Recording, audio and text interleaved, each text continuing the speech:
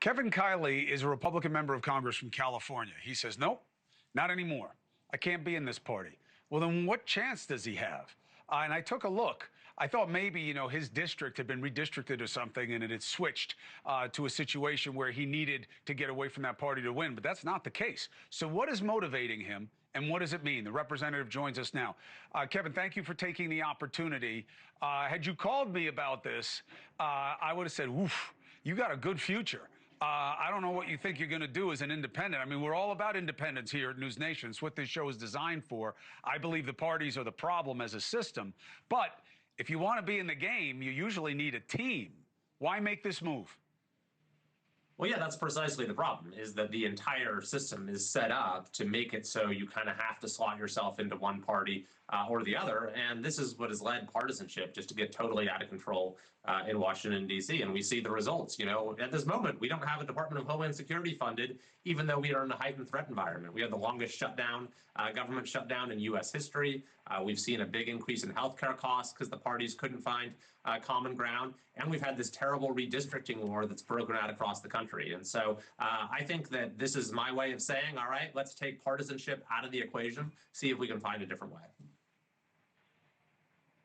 Okay, here's the criticism. And obviously, look, I'm being transparent. I believe being independent is the way to be. Not necessarily if you want to be in the elected game, though. Unless, and here's the criticism, you know that if the House is close and you're an independent, holy cow, do you have more power than someone who's a Republican or a Democrat. Is that your play here? Well, I don't know that there's a play so much as just me trying to do what I think is going to make our politics better as opposed to worse. And, we're at a point now where 45% of Americans identify as independents and not with one party or the other. That's an all-time high. And I think that if there's one thing people in this country agree on, even the most, the partisans on each side, it's that the political divisions in this country have gotten really bad. So I think that we need to find ways to sort of shift the paradigm from one where we're always seeking out disagreement and conflict to one where we start by looking for common ground. So you don't have different principles or positions. You're changing your approach. And was that met with a rush to try to make you an offer to stay in the party? No, I mean, I've always been someone who approaches my job in an independent way. I think that, folks in Congress know that. My constituents certainly know that. I've always pledged to be an independent voice for my district. And the idea is I answer to my constituents, not to party leaders in Washington, D.C. or in Sacramento for that matter. What do you say to your voters who voted for you because you were a Republican because they wanted that party in power?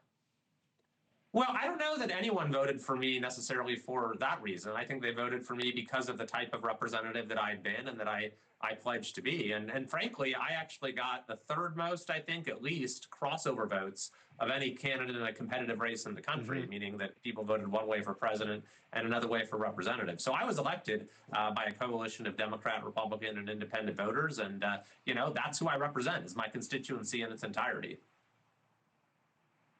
Yeah, I looked at that, and that is actually the case. Well, look, I think it's a breath of fresh air. I think it's risky.